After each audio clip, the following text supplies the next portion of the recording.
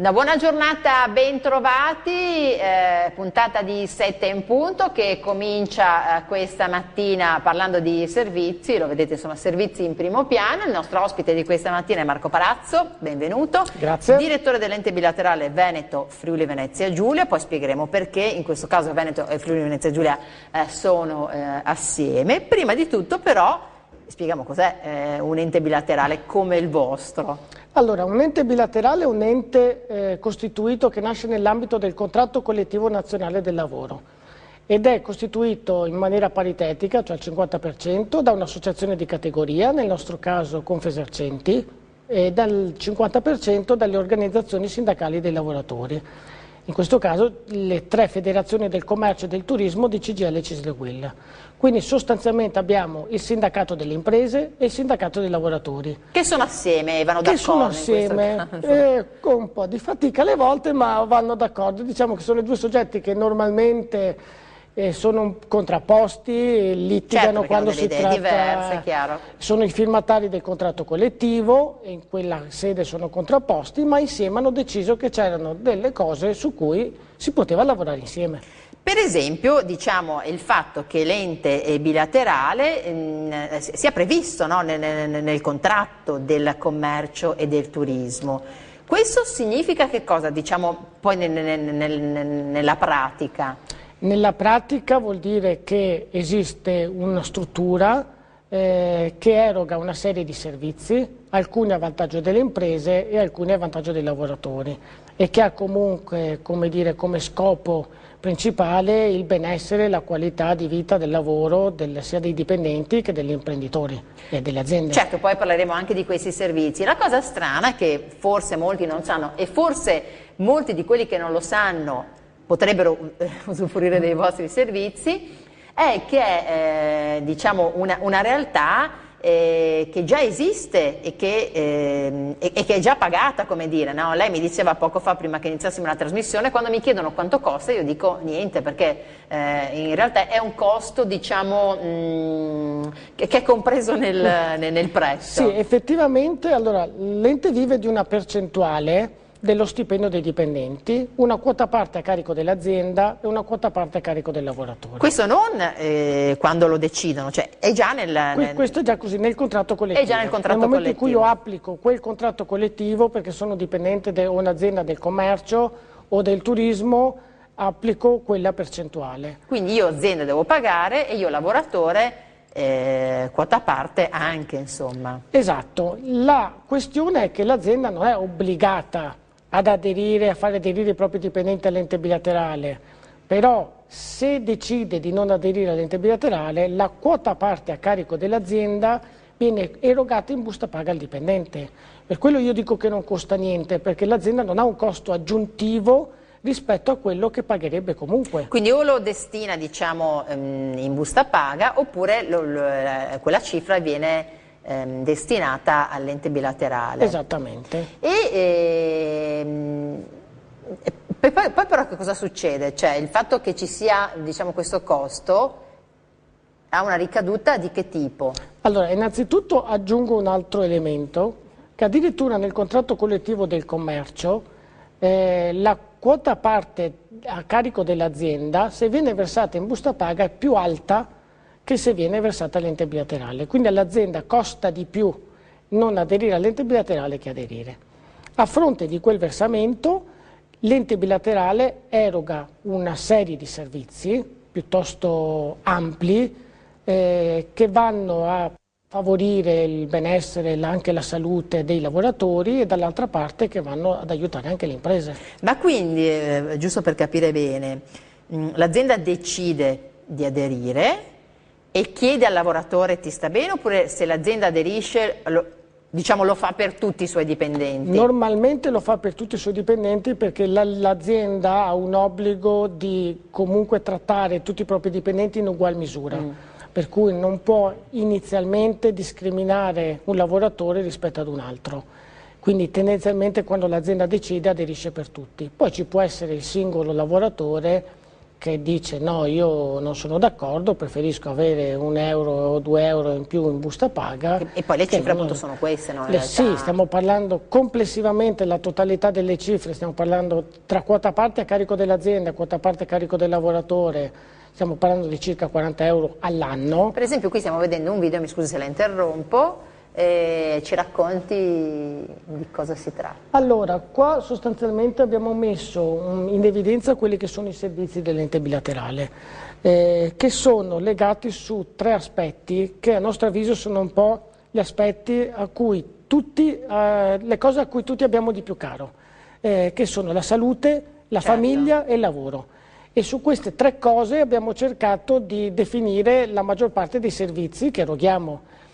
Quindi abbiamo sottolineato come l'ente bilaterale sia un vantaggio per i lavoratori, per i servizi e rimborsi che possono ricevere, sia un vantaggio per le imprese, per i servizi che possono ricevere, e quindi in qualche modo la bilateralità diventa una situazione in cui vincono tutti, mettiamola così. Quindi, ma facciamo degli esempi pratici, perché poi gli ambiti in cui intervenite sono persone, impresa, formazione e consulenti, no? Sì, dico bene? Esattamente. Per esempio, quando si parla di servizi, che cosa ha a disposizione? Facciamo l'esempio in questo caso del lavoratore. Okay. Abbiamo detto devono essere lavoratori indipendenti. Assolutamente. Allora, ma tempo determinato o indeterminato? Sia determinato che indeterminato. Quindi sono esclusi i lavoratori che non rientrano come contratti nel contratto collettivo nazionale di lavoro, quindi sono esclusi per esempio i liberi professionisti o i contratti a progetto. Certo. Tutti gli altri lavoratori part time, full time. Quindi anche diciamo chi ha magari un contratto meno sicuro può usufruire di questi servizi, che anzi vuol dire è meglio per chi... alcuni sono rivolti alla famiglia e diciamo, ai figli, per cui diamo per esempio 350 euro come sostegno di natalità quando nasce un figlio o quando la famiglia adotta un figlio, e rimborsiamo gli asilo nido o le scuole, anche gli eventuali costi che può avere la famiglia per le scuole elementari, rimborsiamo i libri di testo, rimborsiamo anche le lenti per gli occhiali e protesi di vario tipo, non solo oculistiche ma anche acustiche o di altro genere, rimborsiamo visite oculistiche, visite dentistiche e anche tutta la parte di formazione che può essere rimborsata sia alle aziende che ai lavoratori. Quindi questo sia ai lavoratori che ai loro familiari? No, solo al lavoratore iscritto all'ente, quindi dipendente di un'azienda iscritta all'ente. E con dei limiti di spesa, immagino? Ovviamente con dei limiti di spesa. Il lavoratore ha complessivamente per tutti i servizi che richiede un massimale di 350 euro all'anno, come dicevo prima, e per ogni singolo servizio ha dei massimali che possono cambiare da servizio a servizio, per esempio le visite oculistiche il massimale di 200 euro, quelle dentistiche di 300, i libri di testo di 150, può anche ricevere un rimborso, alcuni rimborsi sono al 50%, per esempio tutte le visite mediche sono al 50%, sì. Altri sono al 100%, per esempio se compra dei libri manuali, dei romanzi, eccetera, li possono venire rimborsati al 100% fino a un massimo di 75 Tra l'altro molte di queste cose poi sono anche detraibili, no? Quindi non assolutamente. Quindi insomma uno può avere un duplice vantaggio. Uno può avere un duplice vantaggio perché le risorse erogate pagate dal lavoratore e dall'azienda all'ente bilaterale sono già tassate alla fonte e quindi sostanzialmente fiscalmente parlando funziona un po' come un'assicurazione. Certo. Quindi è un versamento già tassato prima dell'erogazione del servizio. Senta, secondo lei ci sono lavoratori che non sanno, che magari non sanno nemmeno che possono... Assolutamente c'è qualcosa sì. Che, voglio dire, non so, in busta paga c'è qualcosa che dice loro che comunque... Sì, c'è una dicitura. C'è una dicitura che a volte è leggermente diversa a seconda del programma paga che utilizza l'azienda. Possono trovare scritto EBT o EBV o EB commercio o EB turismo o EB qualcosa, EB appunto che sta per ente bilaterale. Se trovano quella dicitura vuol dire che viene trattenuto dal loro stipendio la quota parte a carico del dipendente. Quindi se viene trattenuto dal loro stipendio la quota parte carico dipendente, vuol dire che poi l'azienda mette la sua quota parte e versa all'ente bilaterale di competenza. Poi il lavoratore, cioè, si rivolge direttamente all'ente bilaterale o devo comunque passare dal datore di lavoro? Si rivolge direttamente all'ente bilaterale.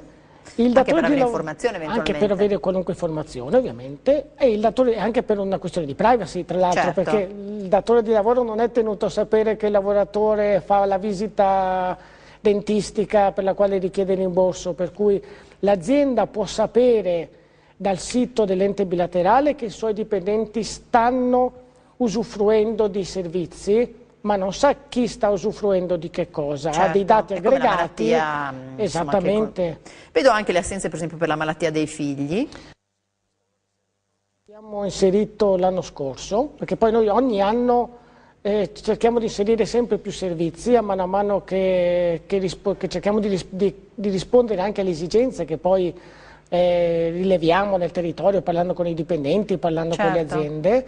Quello è un servizio legato al fatto che il contratto collettivo prevede che se il figlio è malato, la mamma o il papà possono assentarsi dal lavoro, ma non vengono pagati per quell'assenza. Sì. Allora, siccome questo è un problema molto sentito dai genitori, diamo noi un contributo per quella mezza giornata o giornata di lavoro per la quale il lavoratore non percepisce lo stipendio. E quindi insomma in qualche modo uno si sente meno in colpa sia con il bambino ammalato che con la sua busta paga. Tra l'altro da quest'anno abbiamo allargato l'età del figlio per il quale il lavoratore si può assentare fino a 12 anni, l'anno scorso era fino a 3 anni. Va in parallelo poi con la normativa che a sua volta ha allungato. Esattamente, e lo abbiamo allargato anche ai genitori anziani, perché ovviamente con l'età media della popolazione che cresce, sempre più avremo il problema anche di dover accudire i nostri genitori e gli anziani. Certamente, tra l'altro ci sono anche ovviamente, c'è chi ha figli disabili e quindi insomma, assolutamente. E anche in questo caso voi sì, diamo un contributo di 500 euro in questo caso per i figli disabili. Poi insomma in un momento in cui nel welfare si taglia, no? Sì, anzi tra l'altro abbiamo verificato che i tagli tra il 2008 e il 2011, i tagli del Ministero del Lavoro sul sociale sono diminuiti del 92%. Sì, è una cosa terribile. E l'altro servizio che abbiamo messo quest'anno, quindi è fresco, è il buono, noi l'abbiamo chiamato buono conciliazione vita-lavoro, cioè rimborsiamo al lavoratore la babysitter oppure una persona che deve venire ad assistere il figlio, per esempio per fare i compiti se ci sono delle difficoltà particolari per il figlio, oppure il trasporto in ospedale per esempio dei genitori anziani se hanno bisogno di fare delle analisi o un ricovero ospedaliero, in modo tale che l'alternativa è o io mi assento dal lavoro e ho comunque un beneficio, oppure se non posso comunque assentarmi dal lavoro ho un beneficio di qualcuno che può accompagnare questa cosa. Cari, chiaro. Invece per quello che riguarda i servizi all'impresa, allora, io vedo addirittura un rimborso sulle divise di lavoro. Assolutamente, questo è stato un servizio tra l'altro che ci è stato proprio richiesto da un'azienda di Padova ed è stato anche un servizio molto controverso all'inizio quando l'abbiamo definito, però è nato soprattutto da un ristorante che ci ha chiesto questa cosa, perché normalmente cosa succede nei ristoranti? Che l'azienda mette il gilet e il papillon, e il lavoratore gli viene chiesto di comprarsi la camicia bianca e i pantaloni neri, per cui noi abbiamo detto ok, al lavoratore gli rimborsiamo i pantaloni neri e la camicia bianca e all'azienda gli rimborsiamo il gilet e il papillon, quindi assoluto in un'ottica di bilateralità. Come dalla vostra origine. Esatto, come da mission, diciamo. Noi in questo periodo mi viene in mente la par condicio, nel senso che sì, noi anche noi dobbiamo bilanciare. Cerchiamo di bilanciarci sempre, ma poi abbiamo altri servizi che sono diciamo più di ambito, passatemi il termine, tecnologico, nel senso che cerchiamo di accompagnare le aziende a tenersi aggiornati rispetto a quelli che sono i nuovi strumenti tecnologici, per cui rimborsiamo per esempio il sito internet fino a 400 euro, rimborsiamo l'installazione presso l'azienda del wifi. Pensiamo che le nostre aziende sono principalmente i negozi, i bar, che che spesso non mettono a disposizione, non hanno addirittura internet, addirittura oggi ci sono ancora aziende che a malapena hanno sito internet. Certo. E noi cerchiamo di accompagnarli, per cui rimborsando anche il wifi, rimborsandoli consulenza o facendoli consulenza interamente gratuita anche sui nuovi social network e sul marketing. In qualche modo per network. accompagnarli a una maggiore digitalizzazione, Esatto. no? Perché se sei fuori da un mercato di questo tipo, alla fine insomma, sei anche un po' fuori dal mercato. Esatto, anche perché ci interessa il benessere delle aziende e il benessere dei lavoratori, quindi certo. se l'azienda si ritrova anche fuori perché mercato... finché sta bene un'azienda riesce anche a contribuire al vostro assolutamente, ente. è comunque un ritorno indiretto. Certamente.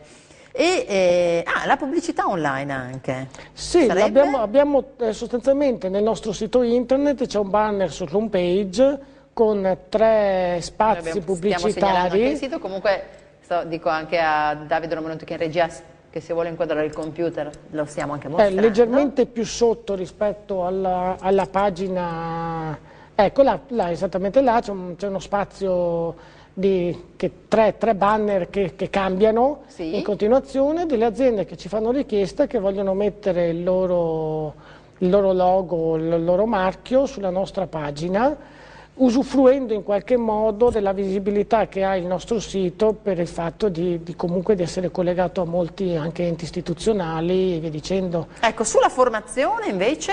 Sulla formazione abbiamo più di un servizio.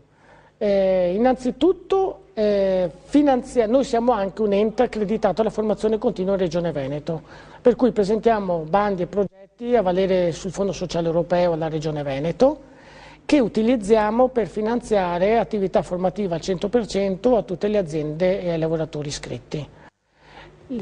Inoltre mettiamo risorse proprie dell'ente bilaterale sempre per finanziare attività formativa sulla base di quelle che sono le richieste anche di singoli lavoratori o di aziende, e poi se nonostante questi sforzi c'è qualche lavoratore o qualche azienda che per un singolo lavoratore non trova risposta alle nostre proposte formative, facciamo un esempio pratico, c'è un lavoratore che deve fare il corso di arabo a Desenzano o a Badia Polesine e magari facciamo fatica ad avere 7, 8, 10 persone che devono fare il corso di arabo. Certo. Allora noi in quel caso, per non dire no e basta, gli diciamo vai a fare il corso dove vuoi tu, noi te lo rimborsiamo al 50%. Quindi se riusciamo perché l'offerta e la domanda coincidono e riusciamo ad offrire il corso interamente, lo facciamo interamente gratuito. Certo, se invece non riusciamo, loro vanno dove vogliono a fare il corso e noi glielo rimborsiamo al 50%. Bene, allora 2 temi importanti sono sicuramente la sicurezza e la crisi, no? Quello con cui hanno purtroppo avuto e hanno a che fare molte delle nostre aziende. Sulla sicurezza abbiamo almeno un paio di servizi. Il primo è che rimborsiamo il DVR, che è il documento di valutazione dei rischi che ogni azienda deve fare obbligatoriamente. Lo rimborsiamo fino a 400 euro, sia se l'azienda non l'ha ancora fatto e lo deve ancora fare perché magari è appena costituito, perché non si era messa a norma prima, sia se lo deve rinnovare perché sono cambiate alcune cose. E questo comunque è un'agevolazione importante perché lo devono fare tutte. L'altra cosa che facciamo è rimborsiamo anche, nel rimborso delle visite mediche, rimborsiamo anche le visite mediche aziendali, quelle che obbligatoriamente i lavoratori devono fare per la sicurezza. E il terzo elemento è che gli enti bilaterali, oltre a dare questi servizi che in qualche modo noi cerchiamo di attivare sulla base delle esigenze, hanno a volte anche un ruolo in qualche modo istituzionale dettato dal legislatore. È il caso della sicurezza, dove il testo unico sulla sicurezza prevede che quando un ente formativo o l'azienda debba formare i propri dipendenti sulla formazione obbligatoria che deve fare di 8 ore, quella formazione vada fatta in collaborazione con gli enti bilaterali. Lo prevede la legge e quindi noi ci siamo attivati in questo senso per fare in modo che sia garantita in qualche modo la sicurezza dei lavoratori e sia facilitata da parte delle aziende l'applicazione della normativa, che spesso le aziende, se non sono pienamente adempienti, a volte semplicemente per ignoranza completa di una materia. La blocco, 2 minuti di pubblicità, torniamo subito.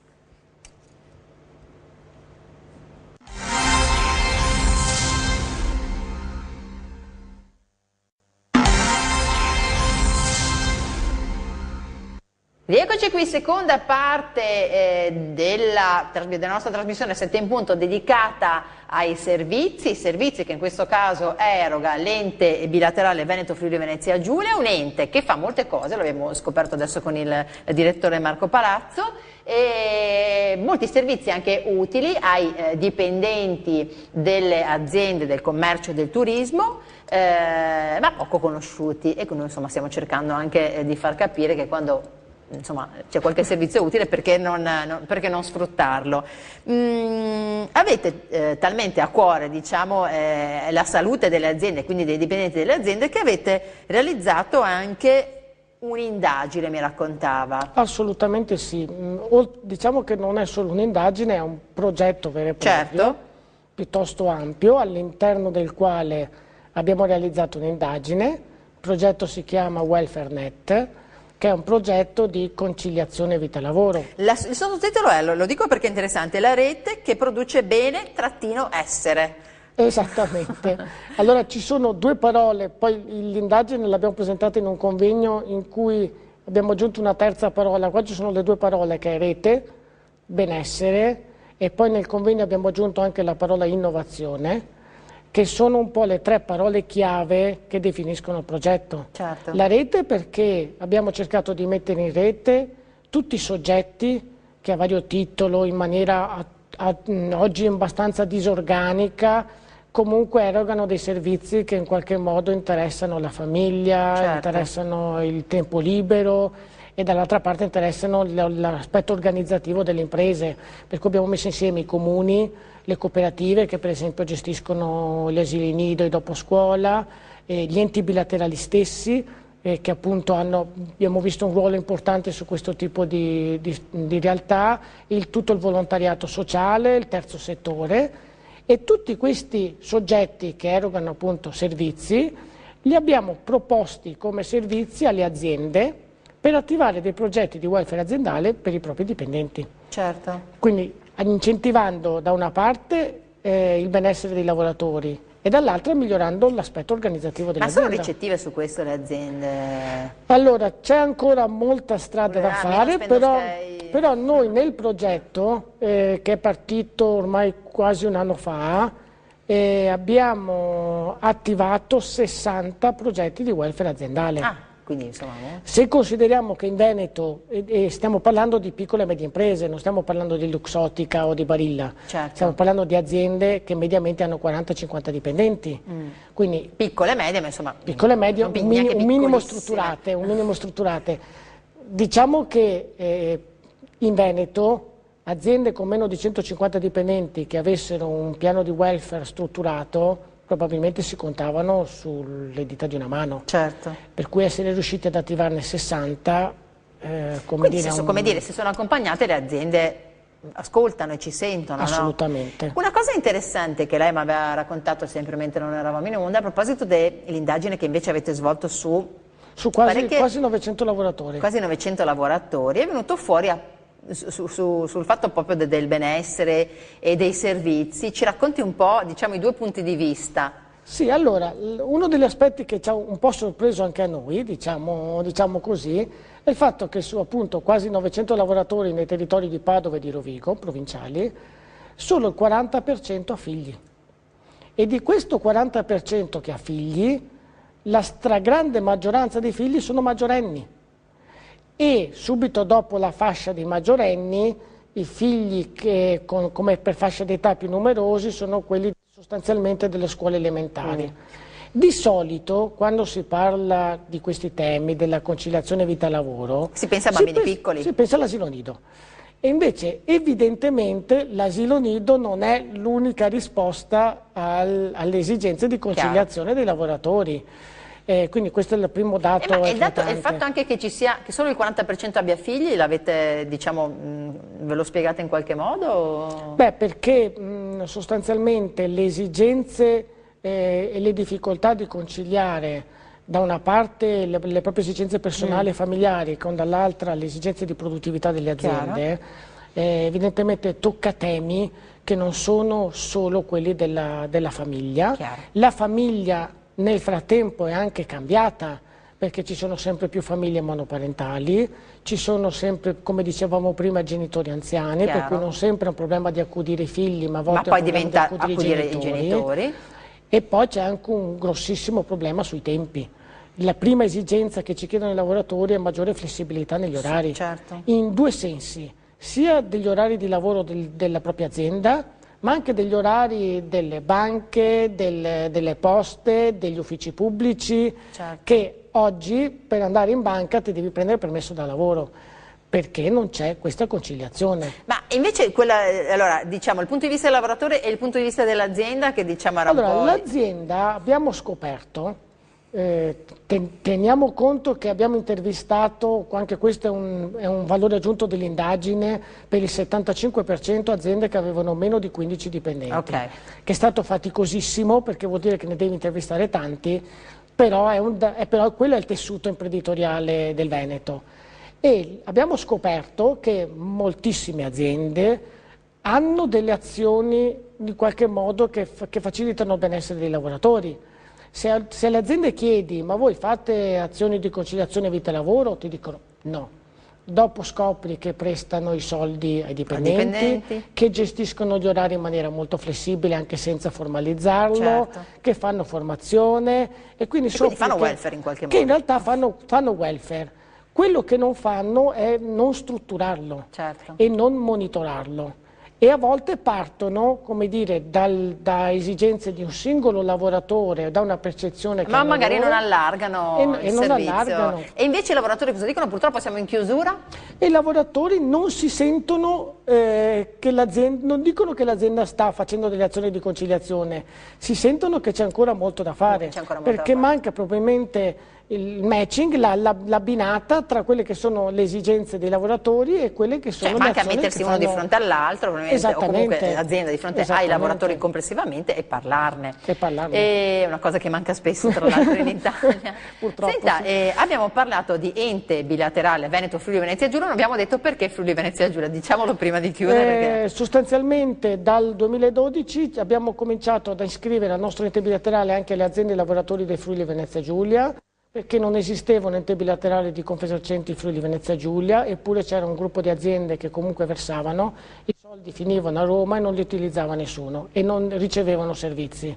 Allora, siccome non erano sufficienti questi soldi per strutturare una realtà come la nostra, abbiamo deciso, d'accordo con le parti sociali nazionali del Veneto e del Friuli, di allargare l'ente bilaterale anche al territorio del Friuli Venezia Giulia. In questo caso, in un'ottica, come dire, di ottimizzazione, siamo diventati di razionalizzazione delle forze. Ma senta, voi rappresentate, diciamo, ci può dare un'idea del dato su imprese, lavoratori? Allora, attualmente al nostro ente bilaterale ci sono circa 20.000 lavoratori iscritti e un totale di circa 5.000 aziende.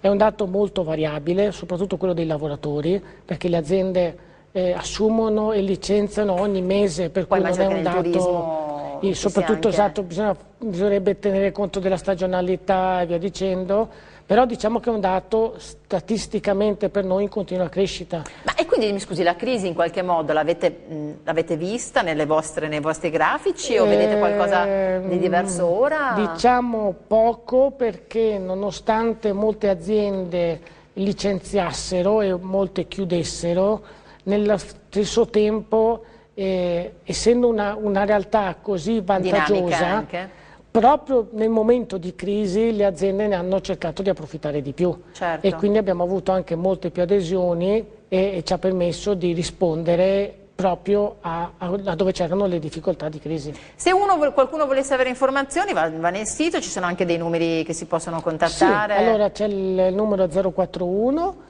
580 2374. Poi magari uno, se vuole, va sul sito www.ebiveneto.it o ebifriuli.it, sono due siti dove trova un po' di tutto. Bene, allora grazie veramente molto a Marco Palazzo, direttore dell'ente bilaterale Veneto Friuli Venezia Giulia, abbiamo scoperto un sacco di cose, magari poi ne riparleremo più avanti. Grazie a lei, grazie a voi per averci seguito, naturalmente poi ci rivediamo con i consueti appuntamenti informativi, una buona giornata su 7 Gol.